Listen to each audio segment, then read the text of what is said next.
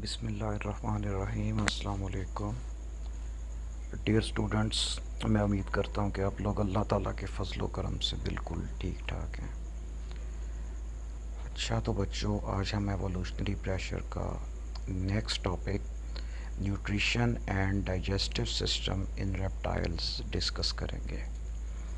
तो ये interesting topic है और इसके अंदर आप लोगों को ताकि पॉइंट्स क्लियर हो जाएं, इसलिए मैं आपकी जो स्टैंडर्ड टेक्स्ट बुक है मिलर एंड हार्ले, इसके अंदर से काफ़ी सारे डायग्राम्स इसमें ऐड किए हैं जो रामे वाली बुक पे भी नहीं है। तो अल्लाह का नाम लेके हम इसको स्टार्ट करते हैं।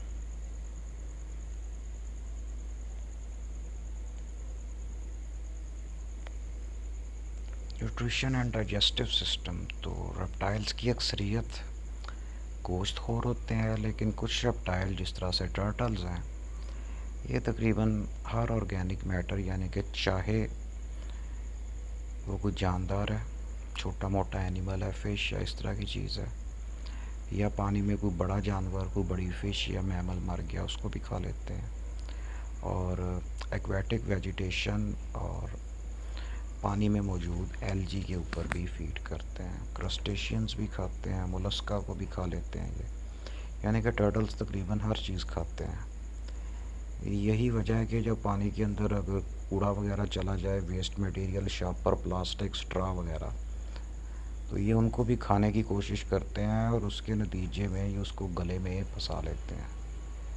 यानी कि वैसे समझे कि बेवकूफ़ जानवर है और उसको ये नहीं पता कि खाने वाली चीज़ कौन सी है और नहीं, हर चीज़ को खाने की कोशिश करते हैं। तो उसमें से अक्सर ये बोतल का ढक्कन, प्लास्टिक या कोई इस तरह की चीज़ गले में फंसा के मर भी जाते हैं।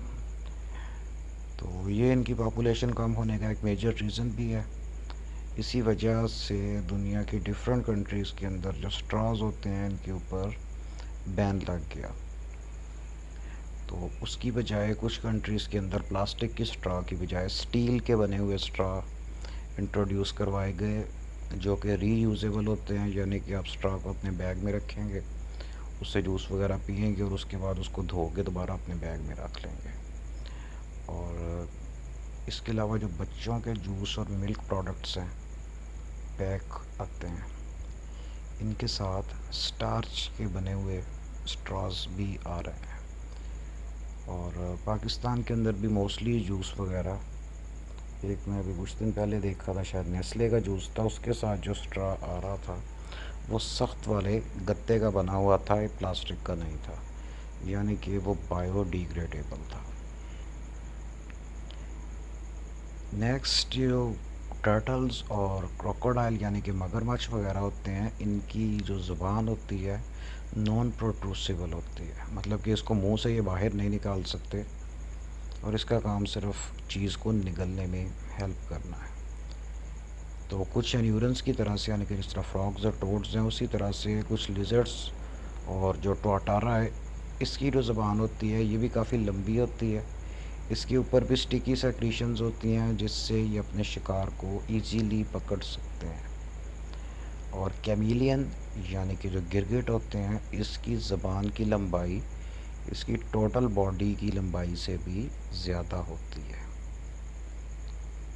तो ये याद रखना है, अगर पूछा जाए कि किस रेप्टाइल की टंग की लेंथ उसकी बॉडी लेंथ से ज़्यादा होती है, तो इसका आंसर है कैमिलियन।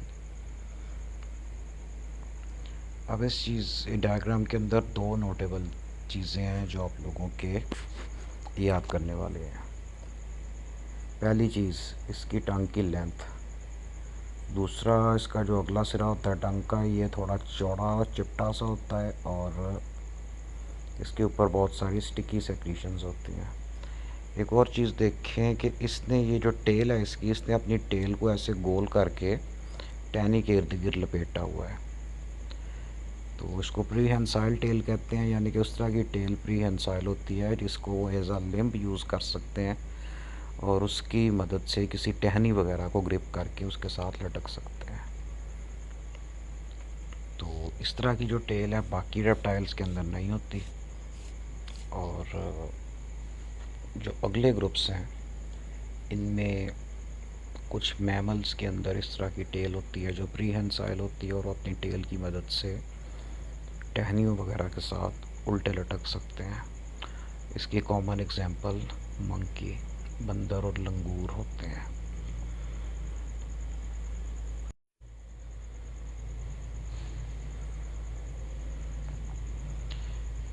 तो इसमें जो सबसे अनोखी और ख़ास किस्म की अडाप्टेशन है ये स्नेक्स के अंदर आती है। स्नेक्स में स्केलेटन में एक बहुत बड़ी तब्दीली आई क्योंकि इनकी जो स्कल है ये बाकी एनिमल्स, इवन बाकी रेप्टाइल्स की निस्बत बहुत डिफरेंट होती है। इनकी स्कल इस तरह से डिज़ाइंड है कि ये इनको फीडिंग के अंदर और शिकार को साबुत निगलने के अंदर हेल्प करती है। इसमें पहली चीज़ तो यह है कि जो स्कल और इसके जो जबड़े की हड्डियाँ हैं ये आपस में लूजली जॉइंड होती हैं, यानी कि ज़रूरत पड़ने पे ये एक दूसरे से परे परे होके काफ़ी खुल जाती हैं। इसकी वजह से स्नेक अपने सर के साइज़ से बड़ा या इवन अपनी बॉडी के डायमीटर से बड़ा शिकार उसको साबुत निगल सकता है। इसके अलावा जो सांप का ऊपर वाला जबड़ा होता है इसकी बोन्स स्कल के ऊपर मूवेबल होती हैं, यानी कि आगे पीछे हो सकती हैं। और इसके ऊपर वाले और नीचे वाले जबड़े को जोड़ने वाले जो लिगामेंट्स होते हैं, एक तो वो बहुत ज़्यादा इलास्टिक होते हैं और दूसरा वो इन दोनों पार्ट्स को बहुत लूज़ली जॉइन करते हैं। इसी वजह से सांप जब कोई बड़ी चीज़ निकलता है तो इसके ऊपर वाला और नीचे वाला जबड़ा एक दूसरे से बहुत परे परे चले जाते हैं। तो ये जो मॉडिफिकेशंस हैं ये सांप के स्केलेटन के अंदर भी हैं और इसके मसल्स के अंदर भी हैं। तो बात करने का मकसद ये है कि सांप का ऊपर वाले जबड़े का आधा हिस्सा और नीचे वाले जबड़े का आधा हिस्सा एट अ टाइम और एक दूसरे से इंडिपेंडेंटली अलग-अलग आगे पीछे मूव कर सकते हैं। जब ये सांप किसी शिकार को पकड़ लेते हैं तो इसके ऊपर वाले और नीचे वाले जबड़े की जो अल्टरनेटिव साइड्स हैं वो आगे और पीछे मूव करती हैं। इनके मुंह में जो दांत होते हैं वो भी तिरछे लगे होते हैं, यानी कि दांतों की डायरेक्शन पीछे को होती है। आगे डायग्राम में आएंगे। उसकी वजह से शिकार के बच के निकल जाने के और उसके मुंह में एक दफ़ा जब फंस जाए तो वहाँ से बचने के चांसेस बहुत कम हो जाते हैं। तो इसके चूँकि टीथ होते हैं ये पॉइंटेड और कॉनिकल शेप के होते हैं, जिस तरह से कील होते हैं, दीवार में ठोकने वाला कील होता है इस तरह के, और तिरछे लगे हुए। तो उनकी डायरेक्शन अंदर की तरफ होती है जो कि शिकार को इसके एसोफेगस यानी कि गले की तरफ प्रोपेल करने में मदद करते हैं। तो ग्लोटस यानी कि रेस्पिरेटरी ओपनिंग ये सांप के माउथ में मतलब कि गले में पीछे नहीं, इसके मुंह में अगली साइड पे होती है। इसलिए सांप अपने शिकार को निगलते वक्त भी सांस ले सकता है। ये भी आगे डायग्राम के अंदर आएगी, मैं आपको बता दूंगा कि ये इस चीज़ की बात हो रही है। तो सांप का जब मुंह खुला होता है तो उसके अंदर फिर इसका रेस्पिरेटरी ओपनिंग भी नज़र आ रहा होता है। तो सांप के शिकार निगलने का जो एग्जैक्ट मैकेनिज़्म है वो मैं आपको एक सेपरेट वीडियो के अंदर सेंड करूँगा, तो आपको देखे बगैर समझ नहीं आएगी इस तरह से। ये बहरहाल सांप के जबड़े की हड्डियाँ, इसमें नोटिस करें कि ऊपर वाला जबड़ा, नीचे वाला जबड़ा और ये इसकी स्कल। तो इसके दोनों जबड़े इसकी स्कल के साथ ये यहाँ पे बड़े लूजली अटैच्ड हैं और ज़रूरत पड़ने पे सांप अपने मुंह को बड़ी वसी हद तक खोल सकता है। दूसरा डिफरेंस ये देखें कि इसका ऊपर वाला जबड़ा तो आगे से जुड़ा हुआ है, नीचे वाला जो लोअर जबड़ा इसके दोनों पार्ट्स हैं ये अलग-अलग हैं और ये बोन्स इसकी आपस में नहीं जुड़ती। इसी वजह से जब ये किसी चीज़ को निगलता है तो ये वाला पीस थोड़ा इधर को और ये उधर वाला पीस थोड़ा इधर को हो जाता है और इसका मुंह बहुत बड़ा खुल जाता है। अब यही चीज़ हम स्नेक के स्केलेटन में डिस्कस करते हैं। ये स्नेक का स्केलेटन है। इसमें आप देखें कि ये और ये जो दो दांत शुरू में बड़े वाले हैं इनको फैंग्स कहा जाता है। फैंग्स इसके जहर वाले दांत होते हैं, ये अंदर से खाली होते हैं या इसमें स्लिट्स बनी होती हैं, मोस्टली सिरिंज की नीडल्स की तरह के होते हैं। इनके थ्रू ये शिकार की बॉडी के अंदर अपना जहर इंजेक्ट करता है उसके बाद ये जो पीछे वाले दांत हैं ऊपर वाले जबड़े में भी हैं, सिमिलरली ये जो दांत हैं नीचे वाले जबड़े में भी हैं। ये टीथ हैं और ये जहरीले नहीं होते, मतलब इन दांतों में जहर नहीं होता। एक चीज़ नोटिस करें कि इन दांतों की डायरेक्शन पीछे को है, यानी कि एक तो कील की तरह के हैं, दूसरे इनका मुंह पीछे को है। क्योंकि अगर कोई शिकार इसके मुंह के अंदर यहाँ पे है और उसने बच के भागना है तो बाहर को भागेगा, तो उसके पीछे को मुड़े हुए दांत मज़ीद उसकी बॉडी में पेनिट्रेट कर जाएंगे और वो बाहर को नहीं आ सकता। दांत उसकी बॉडी से तभी सूरत में निकल सकते हैं कि जब वो इधर को मूव करेगा, इधर को उसका गला है यानी कि इसके पेट में उतर जाएगा, और अगर यहाँ से बाहर को आएगा तो इसके तिरछे और पीछे को मुड़े हुए दांत उसकी बॉडी में मज़ीद अंदर तक घुस जाएंगे। अच्छा, ये एक सांप का मुंह खोल के दिखाया गया है। इनके दांत के पीछे को मुड़े होते हैं, इनको रेयर फैंग्ड स्नेक्स कहा जाता है। अच्छा, अब सांप का गला जहाँ से इसने खुराक निगलनी है वो यहाँ करके होता है, और इसकी रेस्पिरेटरी ओपनिंग जहाँ से इसने सांस लेनी है वो यहाँ करके होती है। इसलिए अगर शिकार इसके मुंह के अंदर यहाँ पे है भी तो तब भी ये यहाँ से सांस ले सकता है।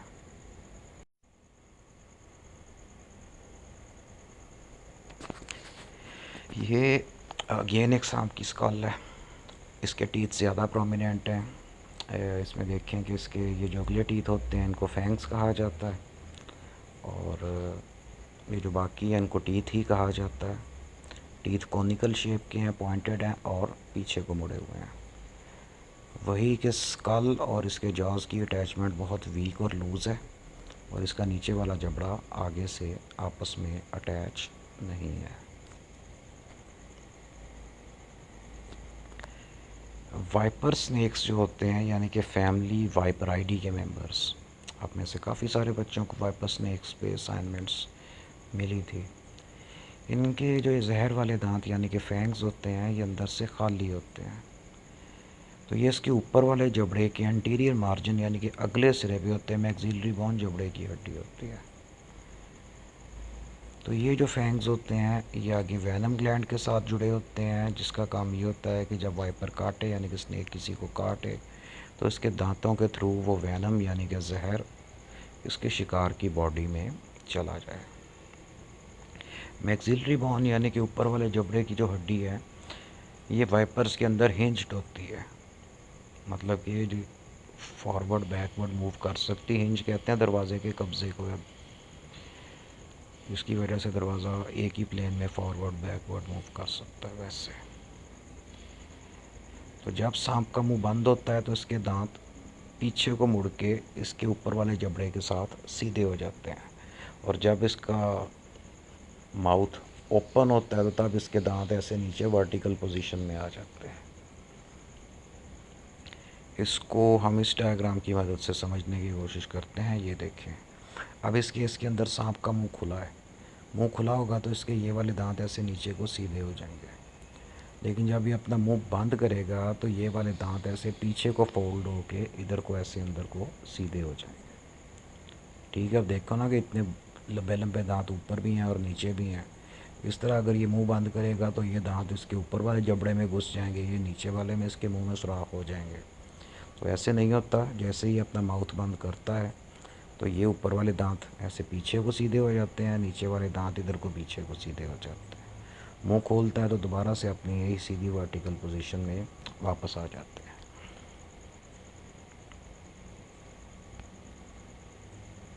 ठीक है, ये दोबारा से इस डायग्राम के अंदर भी देखें कि जब ये सांप अपना माउथ बंद करेगा, ये यहाँ पे वो हिंज लगा हुआ है, कब्ज़ा, इसकी वजह से इसके दांत ऐसे पीछे को मुड़ गए। लेकिन जब सांप अपना मुंह खोलेगा तो इसके दांत ऐसे दोबारा से वर्टिकल पोजीशन में आ जाते हैं।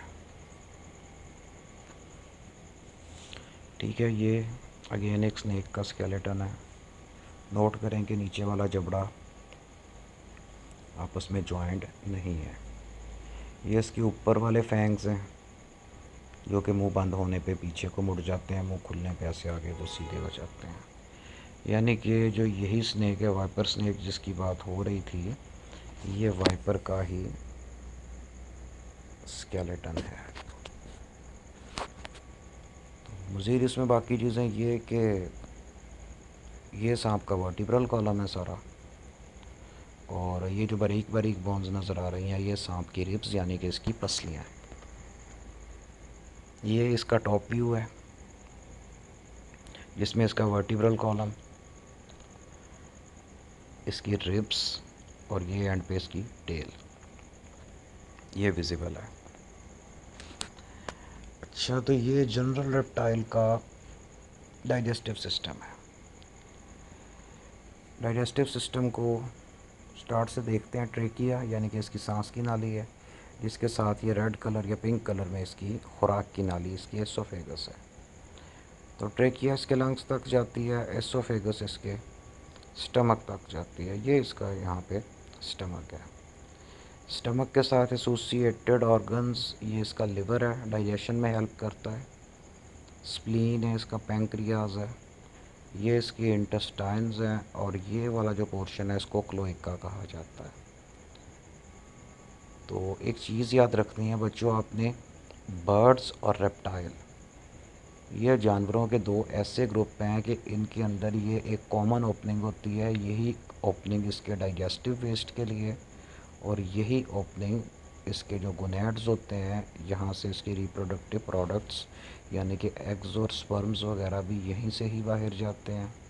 इसके अलावा इसकी किडनीज से जो नाइट्रोजनस वेस्ट बनते हैं, ये देखें ये ट्यूब आ रही है, ये भी क्लोएका के थ्रू ही एक्सक्रीट होते हैं।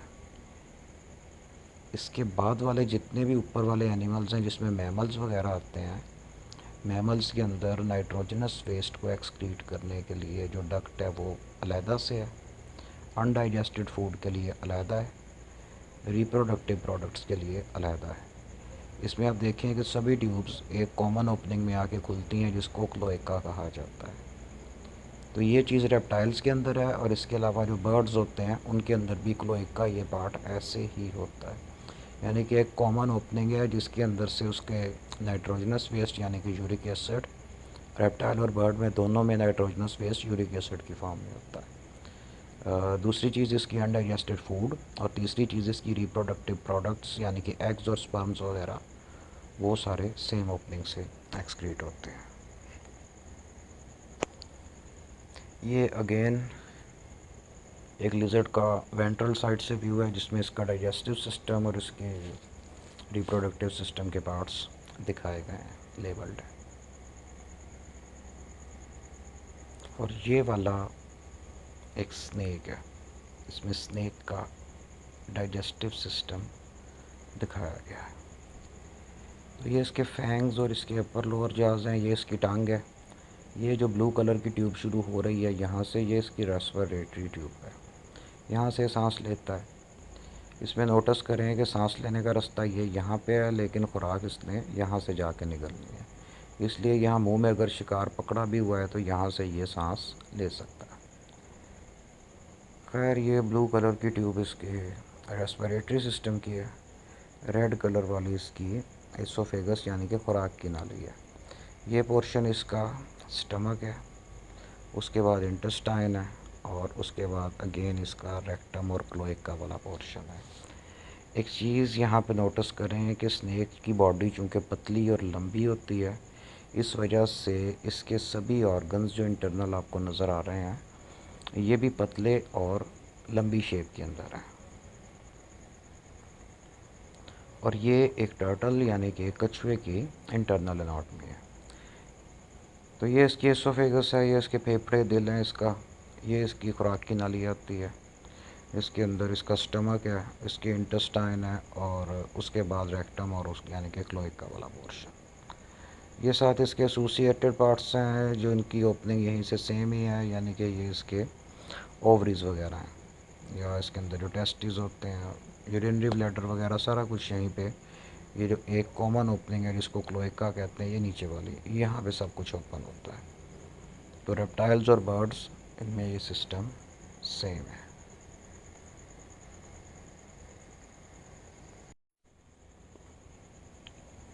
अच्छा, तो दोबारा वाइपर्स पे ही आते हैं। वाइपर्स के चूँकि जहर वाले जो दांत यानी कि फैंग्स पीछे को मुड़े होते हैं, इस वजह से ये किसी भी साइज़ की चीज़ पे हमला कर देते हैं। रेयर फैंग्ड स्नेक्स यानी कि फैमिली कोलोब्राइडी, इनके जो दांत होते हैं वो ग्रूव्ड यानी कि उनके अंदर नालियाँ स्लिट्स सी बनी होती हैं, और जिनके अंदर जहर होता है, जहर इन नालियों के थ्रू प्रे की बॉडी के अंदर चला जाता है, और जिससे प्रे वक्ती तौर पे उसकी बॉडी पैरालाइज हो जाती है, यानी कि मरना शुरू हो जाए जब बंदा या कोई भी जानवर, तो फिर वो जो हाथ पांव मार रहा होता है और बचने के लिए जिद्दोजहद कर रहा होता है वो उससे रुक जाता है, तो फिर ये उसको सुकून से निगल लेते हैं। तो ये स्नेक्स हैं, आमतौर पे ये हमला नहीं करते और अक्सर इसमें से इंसानों के लिए ख़तरनाक नहीं है, क्योंकि इनके जो जहर वाले दांत होते हैं ये मुंह में अगली साइड पे नहीं, काफ़ी पीछे जाके होते हैं। लेकिन इसके अंदर से कुछ सांप ऐसे हैं जो कि इंसान की मौत का बायस बन सकते हैं। इसमें से एक एग्ज़ाम्पल दी गई है जिसको अफ्रीकन बूम स्लैंग कहा जाता है। फेमस स्नेक है, कॉमनली उसको बूम स्लैंग सिर्फ कहा जाता है, और इसका साइंटिफिक नाम डिस्फोलाइडस टाइपस है। ये अफ्रीकन बूम स्लैंग है। अब यहाँ पे कुछ चीज़ें नोटिस करें कि नंबर 1 तो ये जो स्नेक है इसकी बॉडी की डॉर्सल साइड यानी कि अपर साइड पे स्केल्स छोटे हैं, बेली वाली साइड पे या वेंट्रल साइड पे स्केल्स बड़े हैं जो कि उनको मूव करने में मदद देते हैं। उसके बाद आपने पीछे एक टर्म पढ़ा था क्रिप्टिक कलरेशन, यानी कि बॉडी का कलर इस तरह से होना कि वो बैकग्राउंड के साथ मर्ज कर जाए। क्योंकि ये ग्रीन दरख्तों पे रहता है, इस वजह से इसका अपना बॉडी का कलर भी ग्रीन ही है, और इसके ऊपर टेक्सचर ऐसा है जैसे कि दरख्त की टहनियों का होता है। इस वजह से ये बड़े अच्छे तरीके से वहाँ पे कैमोफ्लाज होकर बैठा रहता है और दरख्त पे बैठे परिंदों या छोटे मोटे जानवरों पे हमला करके उनको खा लेता है। ठीक है, और ये अफ्रीकन स्नेक्स का ओवरव्यू है कि अफ्रीका के अंदर जो ज़्यादा जहरीले स्नेक पाए जाते हैं और मोस्टली इंसान की मौत का बायस बनते हैं, दूसरे जानवर बड़े भी इनके काटने से मर जाते हैं, ये वो स्नेक्स हैं। थोड़ा मैं आपको डिस्क्राइब कर देता हूँ। फर्स्ट ऑफ ऑल ये बूम स्लैंग है जो भी हमने पीछे देखा है, ये ईस्टर्न ग्रीन मांबा है। मांबा स्नेक जितने भी होते हैं, ब्लैक मांबा या ग्रीन मांबा, इंतहाई जहरीले होते हैं। इजिप्शियन कोबरा है, ये भी जहरीला होता है। गेबून वाइपर है, ये भी जहरीला होता है। उसके बाद रिंकल्स है, ये स्पिटिंग कोबरा एक तरह का होता है, ये जहर को थूकता है, मतलब कि शिकार की आंखों में जहर थूकता है और बड़े प्रेशर से, जिससे जो इसका शिकार होता है उसकी नज़र चली जाती है, पक्की पक्की अंधा हो जाता है। गुस्से में आके भी थूक देता है, और इवन के बड़े जानवरों पे, गाय भैंस बकरी के साइज़ के जिनको खा भी नहीं सकता, लेकिन गुस्से में आके उन पे ये जहर थूक देता है। West African carpet viper poisonous है। ब्लैक मांबा इंतहाई ख़तरनाक स्नेक है, और ये वो स्नेक है जो अक्सर शौकिया दूसरे जानवरों को काट लेता है, या इंसान वगैरह इसके रास्ते से भी गुज़र जाए तो मूड इसका ख़राब हो तो उनका पीछा भी करना शुरू कर देता है। मतलब वहीं पे करता है, और वो जो स्टोरीज़ बनी है कि सांप हर साल आके लड़ता है, वो कहानियाँ ही हैं। कोई ऐसा सांप नहीं होता जो हर साल आके लड़े। हाँ, ये है कि अगर इसको छेड़ा जाए और छेड़ के बंदा भाग जाए तो ये पीछा करता है और उसको काट लेता है। ये कॉर्नर में एक स्नेक बना हुआ है, ये वाला, इसको पफ एडर कहते हैं, जो नीचे येलो से कलर से है, इंतहाई जहरीला है।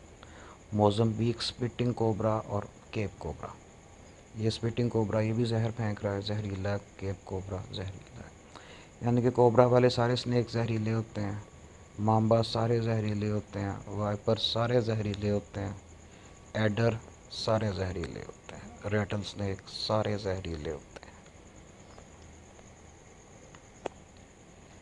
तो कोरल स्नेक जिसकी बात हुई थी पहले भी, सारे सी स्नेक्स और जो कोबरा, इनके जो फैंग्स होते हैं ये इनके ऊपर वाले जबड़े के अंदर बिल्कुल सीधी वर्टिकल पोजीशन में सख्ती से फिट होते हैं,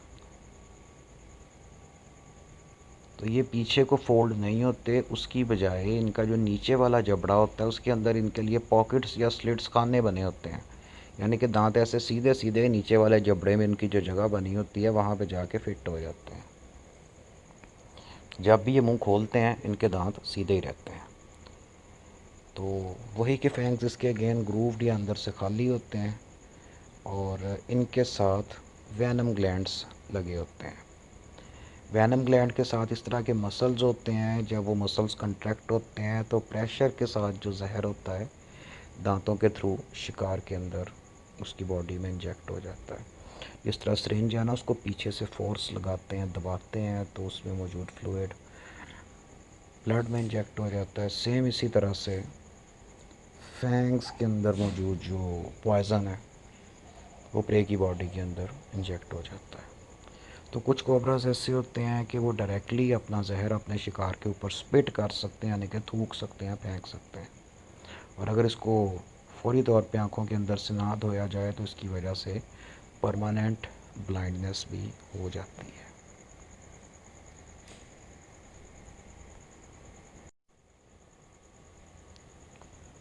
फॉर एग्ज़ाम्पल ये जो हमने अभी पढ़ा ये उसकी डायग्राम है।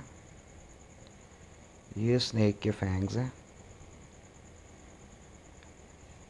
यहाँ पे इसका वैनम बनता और स्टोर होता है और ये इसके पीछे रेड कलर में कंप्रेसर मसल्स लगे हुए हैं। तो ये मसल जिसको दबाते हैं, जिसकी वजह से जो जहर है ये बड़े प्रेशर के साथ इसके दांतों से होता हुआ और उड़ता हुआ इसके सामने जो जानवर है उसके ऊपर जाके पड़ता है। तो उसकी आंखों का ही निशाना लगाते हैं जिससे उसकी आंखें ख़राब हो जाती हैं, नज़र चली जाती है। तो ये स्पिटिंग कोबरा की एक पिक्चर है, रियल पिक्चर है। इसमें आप देखें कि इसने अपने सर को ऐसे वर्टिकल पोजीशन में किया और इसकी दोनों साइड के फैंग से, इधर से भी उधर से भी, लेफ़्ट राइट दोनों फैंग्स के अंदर से बारीक जेट्स यानी कि फवार की फॉर्म के अंदर इसका जो वैनम है वो जा रहा है। तो ये 15 से 20 फुट दूर तक भी इसकी कुछ स्पीशीज़ फेंक सकती हैं। मोस्टली 8 से 10 फुट दूर तक फेंकते हैं। ये मोज़म्बिक स्पिटिंग कोबरा है जिसको आपने पीछे डायग्राम के अंदर भी देखा था। यहाँ पे नोट करें कि अगेन इसके दोनों साइड के फैंक्स के अंदर से इसका वैनम ऐसे फवार की फॉर्म में निकल रहा है। केप कोबरा है, ये भी स्पिटिंग कोबरा की एक टाइप है। ये रेड कलर का होता है, अफ्रीकन कंट्रीज़ में होता है, अपनी तरफ नहीं होता। तो ये जितने भी आपको स्नेक ABCDE नज़र आ रहे हैं ये सारे के सारे वैनम स्पिटिंग स्नेक्स हैं, यानी कि कोबरा के वेरिएंट्स हैं, उसकी डिफरेंट स्पीशीज़ हैं। और ये सारी अपनी प्रे की आंखों में शिकार की आंखों में ऐसे अपना जहर दूर से फेंक सकते हैं। नेक्स्ट है कि वैनम ग्लैंड्स जो होते हैं मॉडिफाइड स्लाइवरी ग्लैंड्स हैं। इस लाइन को अंडरलाइन कर लें, ये बहुत इंपॉर्टेंट MCQ है कि जिस तरह से सभी जानवरों के माउथ के अंदर स्लाइवरी ग्लैंड्स होते हैं, हमारे मुंह के अंदर भी 3 पेयर्स हैं स्लाइवरी ग्लैंड्स के।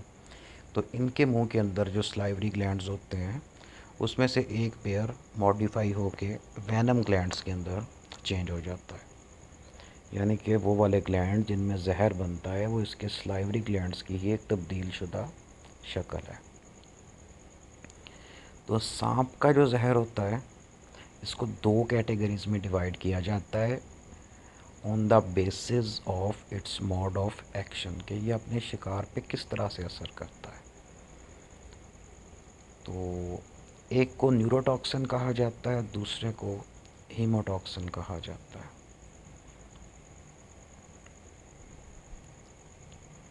तो जो न्यूरोटॉक्सिन्स होते हैं इनका काम ये होता है कि नर्व सेंटर और न्यूरॉन्स को ब्लॉक करते हैं, जिसकी वजह से nerve impulse, autonomic nervous system और जो हमारा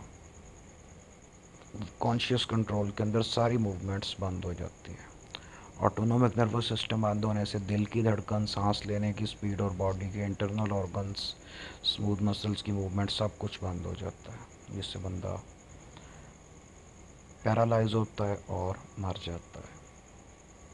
और जो दूसरी टाइप होती है जिसको हीमोटॉक्सिन कहा जाता है, हीमो मीन्स ब्लड, तो ये ब्लड के सेल्स पे एक्ट करता है, ब्लड की केमिस्ट्री को चेंज करता है। समझें कि ब्लड सेल्स लिटरली फटना शुरू कर देते हैं,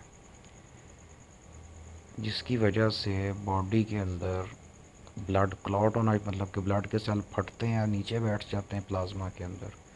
वेसल्स में ब्लॉकेज होती है, वेसल्स फटती हैं, इंटरनल ब्लीडिंग होती है। और जहाँ पे टांग या बाजू पे सांप ने काटा है वहाँ पे पहले मैरून कलर के पैचेस बनना शुरू होते हैं स्किन पे, फिर उनका कलर ब्लू और पर्पल हो जाता है और 15-20 मिनट में बंदा मर जाता है।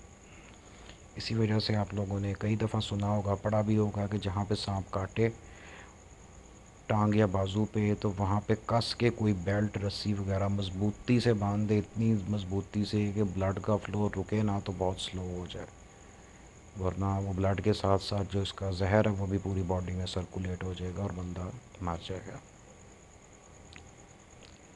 Any how, coral snake, cobra और सी स्नेक्स हैं।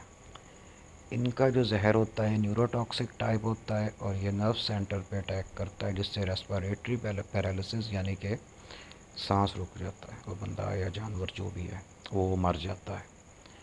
वाइपर्स वगैरह जो होते हैं इनका ब्लड हीमोटॉक्सिक होता है, ब्लड सेल्स को तोड़ देता है और ब्लड वेसल्स की जो लाइनिंग है वो इससे ख़राब हो जाती है और छोटी ब्लड वेसल्स वैसे ही फट जाती हैं। ठीक है, तो ये एक रियल वाले स्नेक की पिक्चर है जिसका माउथ यहाँ से साइड से थोड़ा सा ओपन करके दिखाया गया है। ये रियर फैंग्ड स्नेक है। रियर फैंग को कंट्रोल करने वाला लिगामेंट है, उसके नीचे वाला मसल है, यहाँ से इसकी स्किन ऊपर से उतारी हुई है ना, अंदर से इसके मसल्स नज़र आ रहे हैं। तो ये डुवरनोइज ग्लैंड या वेनम ग्लैंड है ये वाला, और इस ग्लैंड से जहर होता हुआ ये इसका फैंग है यहाँ तक आता है। तो इसको रियर फैंग्ड स्नेक इसलिए ही कहा जाता है कि इसके जो जहर वाले दांत हैं ये मुंह में पीछे वाली साइड पे है, जबकि दूसरे स्नेक जिस तरह से वाइपर वगैरह है उनके जहर वाले दांत यहाँ पे अगली साइड पे होते हैं।